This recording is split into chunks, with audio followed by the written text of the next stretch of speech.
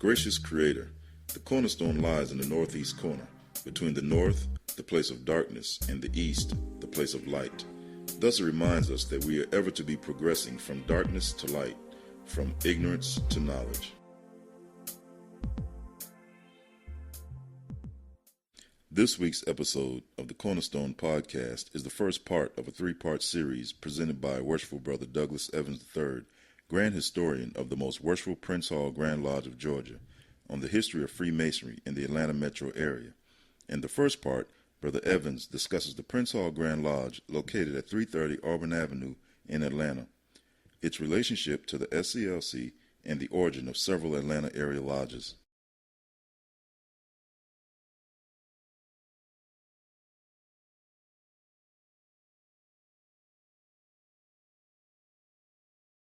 Now, for y'all who need to know this is the SCLC office.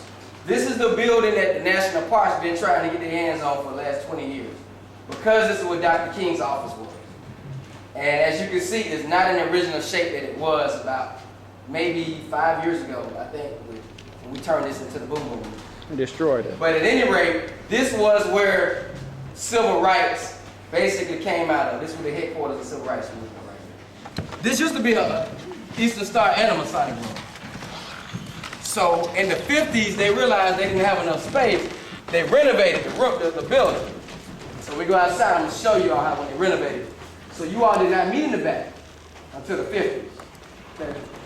Now, the oldest document in this city for black folk is probably right there on this wall right here. And my good brother from St. James,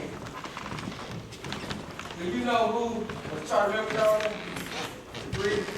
I'm researching it right now. I'm just but that's why one reason. Okay, that's good. I know some of the staff last from our sheets. They were rolled way back. Well, I don't know all of these charters. But y'all would have noticed the sisters chapters had duplicates on them, right? Thank you. So maybe y'all can find out what the originals are. The only original charters in here that aren't duplicates, St. James number 4, W.C. Thomas 112. That's right. And Port Rose Scott. Most of the time, the worship master would take the charters home, some past master would keep them. And then when they get old, you can't read them, so they go out and they get a duplicate. But this document was handwritten. If y'all go look at that, you can't reproduce that now. The person who started Masonry for us in Atlanta was the pastor of Big Bethel Church.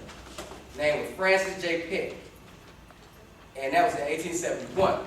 Now, we're going to see the grave site of the other charter member today, who was the first black dentist in Atlanta. His name was Dr. Roderick Badger. Okay.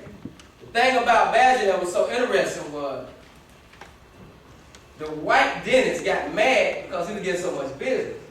They went to the city council and started a petition to keep him from being a dentist. Okay, that's Dr. Roderick Badger. Now, John Wesley Downs, if you look on the agenda, I made a little boo-boo. Somebody called me on it too. I have the number 112 down at the bottom where it says Grandmaster Downs. He wasn't in 112. He was in, anybody know? H.R. Butler. H.R. Butler.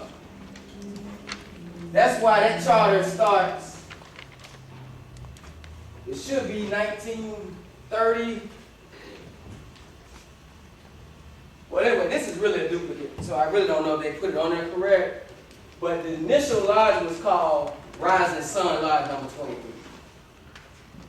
That was the second lodge in Atlanta. St. James was the first, and what date? 1871. Rising Sun was the next lodge, 1887.